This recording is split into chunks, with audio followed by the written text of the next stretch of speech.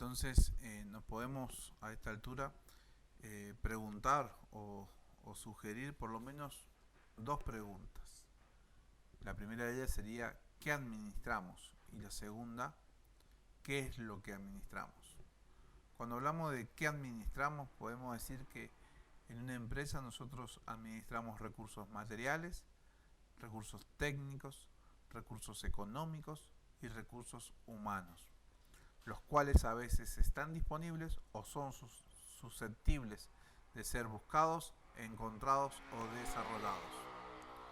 Cuando nos referimos a o pensamos en qué es lo que administramos, vamos a llegar a la conclusión que administramos organizaciones con diferentes formas y con diferentes características. Podemos hablar de grandes empresas como podemos hablar de pequeñas empresas. Vamos a entrar a desarrollar la evolución de la administración desde un principio a tal como la conocemos actualmente. A esa etapa de la evolución del pensamiento administrativo se le ha designado como la etapa científica. Esta se desarrolló principalmente a finales del siglo XIX y a principios del siglo XX, donde varios autores se mostraron interesados en investigar desde el punto de vista científico la problemática que presentaban las empresas industriales, principalmente por esa producción que se hacía en gran escala y en forma estandarizada en sus procesos.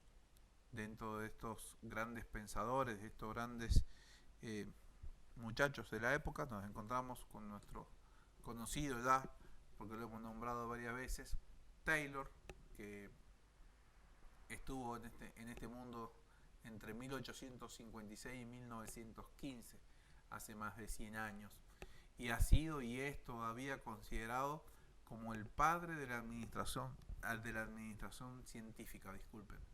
Él llevó a cabo un estudio de operaciones que la realizó mediante la observación de los métodos utilizados por los obreros. De sus observaciones surgieron hipótesis para desarrollar mejores procedimientos y formas para trabajar. Este señor Taylor era de profesión ingeniero industrial y se basó básicamente en poder estudiar las empresas a grandes escalas para poder llegar a conclusiones que pudieran ayudar o coayudar a diferentes empresas. Entonces, en su conclusión final llegó a que todo era aplicable a cualquier tipo de organización, por más que él hubiera estudiado a las empresas textiles, a las empresas manufactureras, a las fabriles, donde todo era muy mecánico. Entre sus conclusiones se encuentran las siguientes.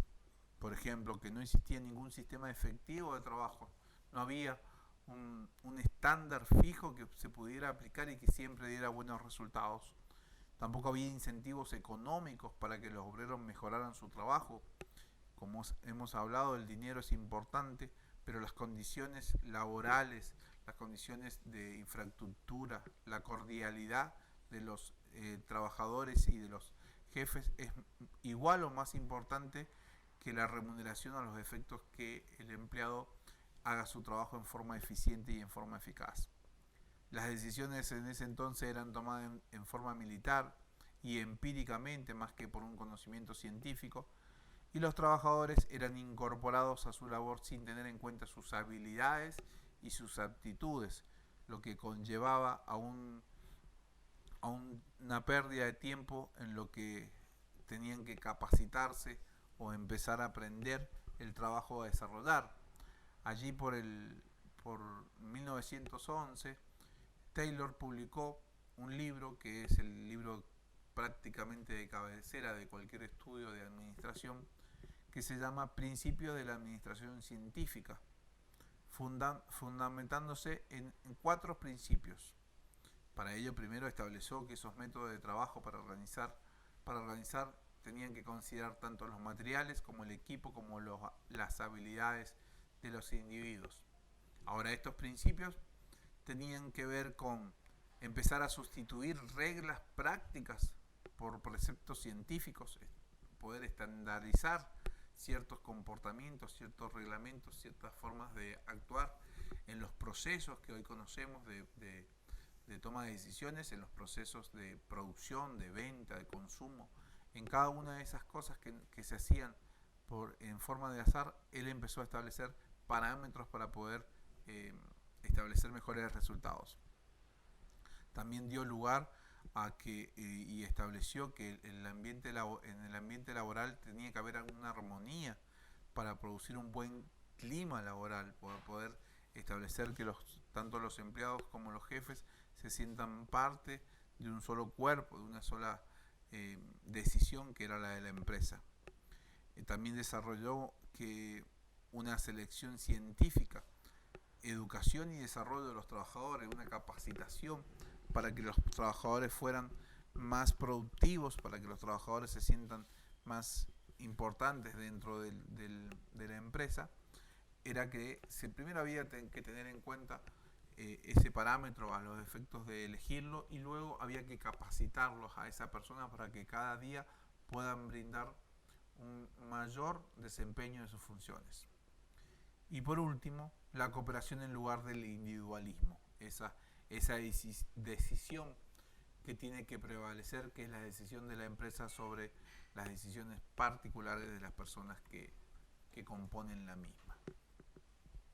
Siguiendo la línea de pensamiento de estos chicos, muchachos que pensaban allí por aquella época, hace 100 años atrás, podemos encontrar dentro de la escuela clásica al segundo pensador o histórico en importancia, que es Fadol.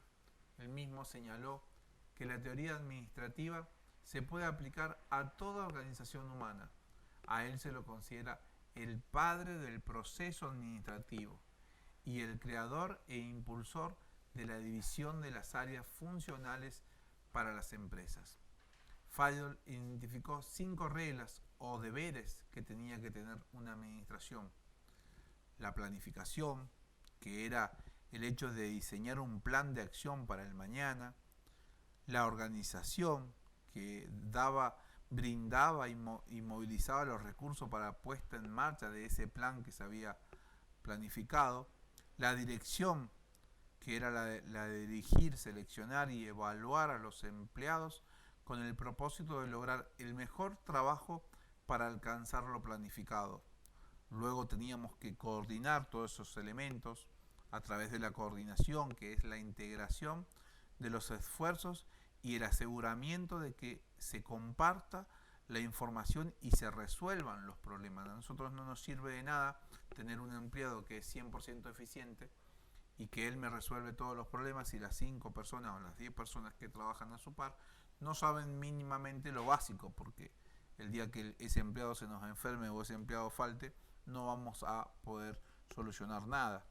Y luego venía la etapa del control, que la etapa del control garantiza que las cosas ocurran de acuerdo a lo planificado y que la ejecución de las acciones correctivas sean correctivas, para ser necesarias y corregir esas desviaciones que se producen con el normal desenvolvimiento de las cosas, de la organización, de la dirección y de la coordinación con respecto a aquello que nosotros en teoría pensamos, en teoría planificamos y en teoría queremos ejecutar. Entonces, el control, este último elemento, nos ayuda a que el primer elemento se cumpla.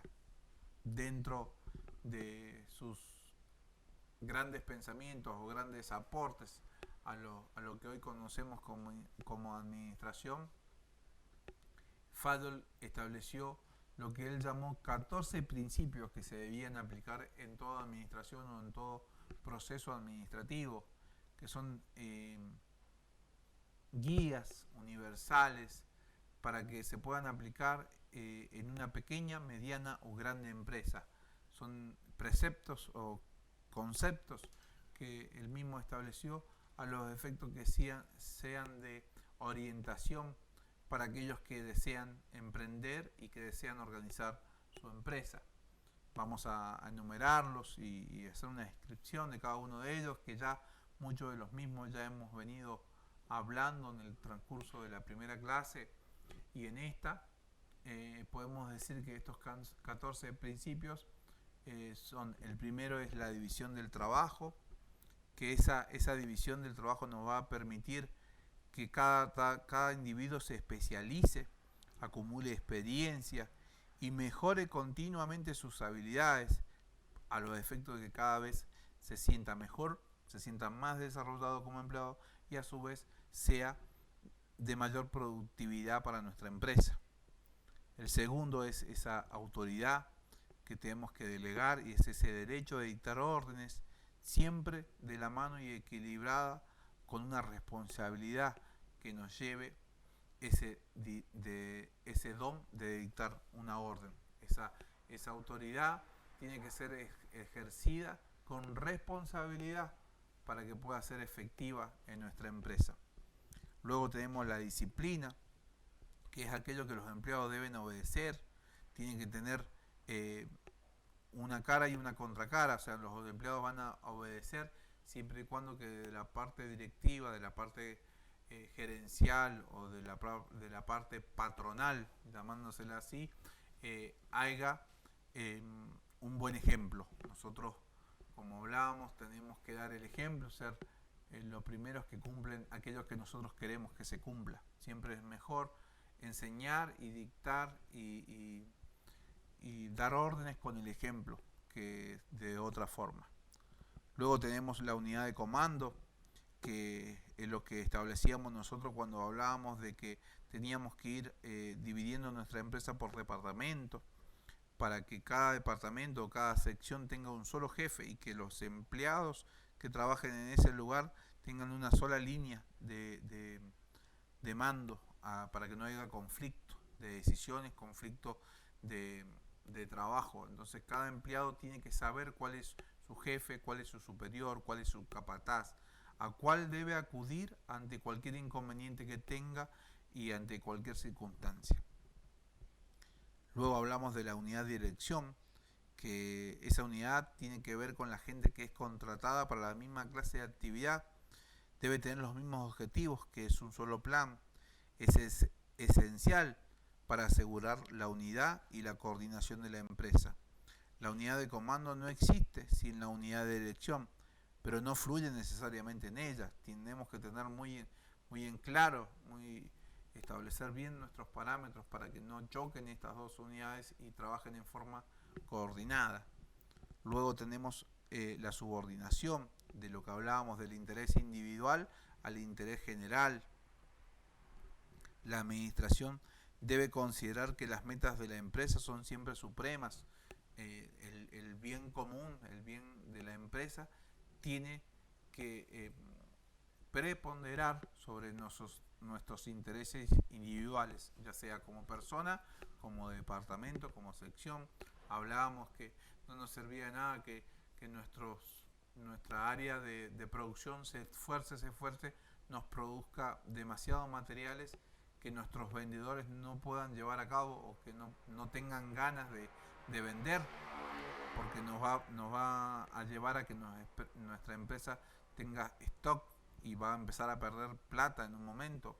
Por lo contrario, si tenemos un equipo de ventas que vende sin estar coordinado con el área de producción, vamos a llegar a un momento en que no vamos a poder cumplir con la demanda, con las ventas realizadas. Entonces eso que pareció ser muy bueno al principio, que fue que nuestros vendedores maximicen su utilidad, nos va a jugar en contraproducente, porque vamos a quedar mal con gente que no vamos a poder cumplir, y eso nos va a perjudicar en el ámbito interno como en el ámbito externo, porque nos va a jugar una mala reputación como empresa. Debe haber en todo esto una remuneración, porque el pago es un motivador importante.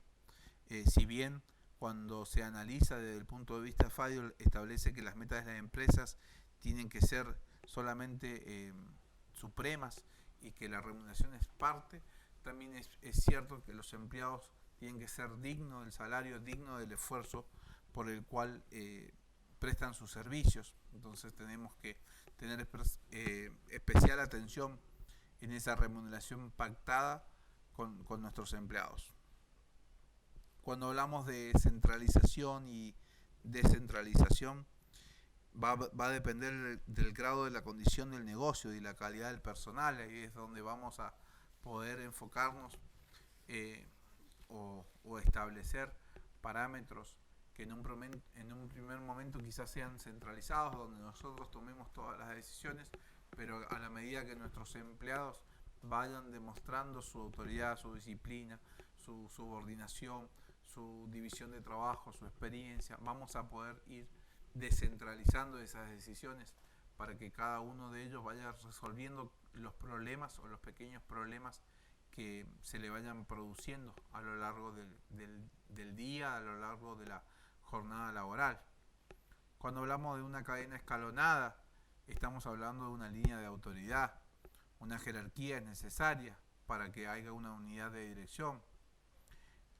La comunicación lateral también debe ser fundamental. Los superiores deben saber lo que está ocurriendo. Por eso es que tenemos que tener muy en cuenta aquellas personas a las cuales nosotros descentralizamos, como decíamos recién, nuestras decisiones, para que nos permitan siempre estar al contacto, siempre estar al corriente con aquello que va pasando en nuestra empresa, tanto a lo largo, o sea, sería hacia abajo, como a lo ancho. Nosotros tenemos que tener una noción y tenemos que haber podido elegir buenas personas para que nos suplanten en las diferentes áreas, para que esas sean personas que nos obedezcan y que nos informen de cualquier inconveniente en todo tiempo y en todo lugar.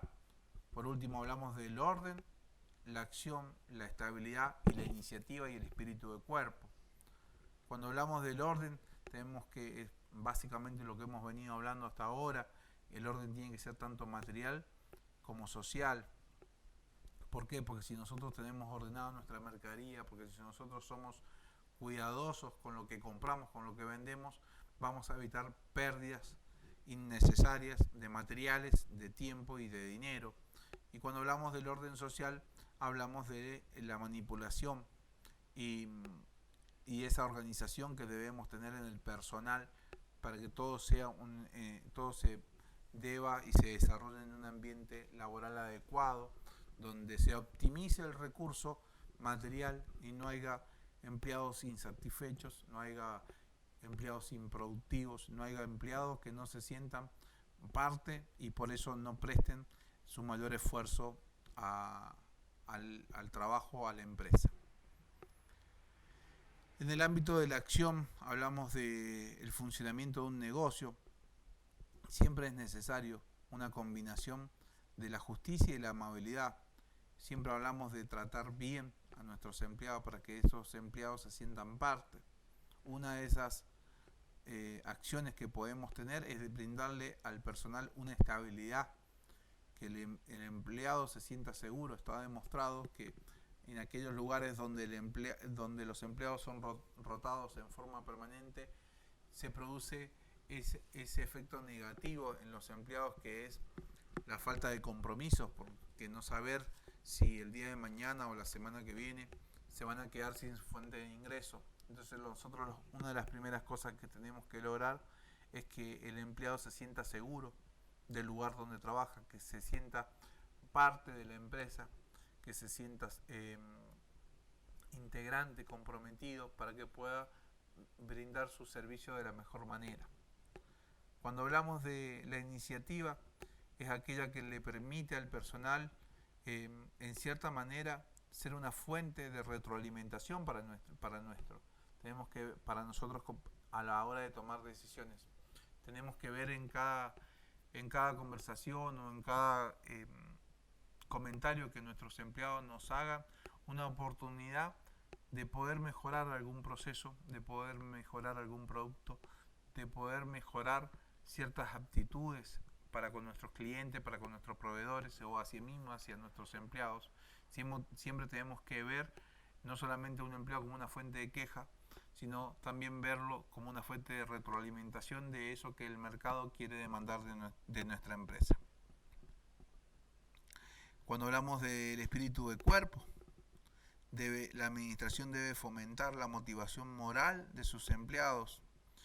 en este ámbito Fadol llegó aún más lejos al decir que es necesario un verdadero talento para coordinar los esfuerzos, provocar el entusiasmo, utilizar las capacidades de cada persona y recompensar a cada uno según sus méritos, sin despertar posibles celos y disturbar las relaciones armoniosas. Tenemos que ver cómo incentivamos al trabajo, cómo recompensamos a esos mejores trabajadores, a esos trabajadores más productivos, sin que ello afecte en forma negativa a aquellos que no logran esos objetivos, sino que les sirva de alimento, les sirva de ambición a los efectos de poder lograr eso que la otra persona logró.